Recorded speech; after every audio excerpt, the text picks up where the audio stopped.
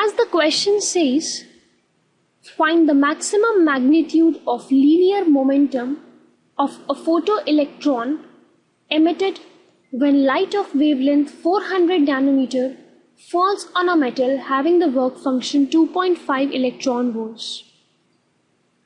Now, as we have discussed in the previous problems, that we can find the kinetic energy for such a case, that is the kinetic energy of the photoelectron.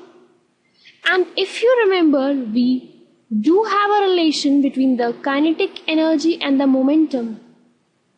So all we need to do is follow the previous method to find out the kinetic energy, put it over here to find the momentum.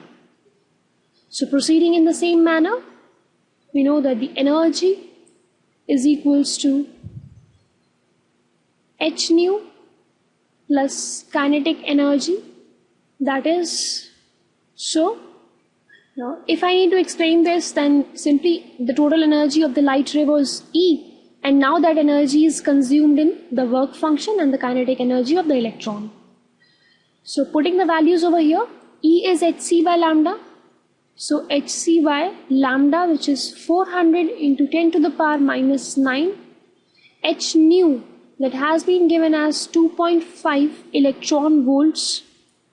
So converting it into joules, that is 1.6 into 10 to the power minus 19. Then we have plus kinetic energy. So we get the kinetic energy to be 0.605 into 1.6 into 10 to the power minus 19 joules. Or we can say the kinetic energy comes out to be 0.605 electron volts. Right? So this is now the kinetic energy, and we already know the relation. So putting this value into the known relation, we get P square to be 2m into kinetic energy, that is 2 mass of an electron because it is a photoelectron.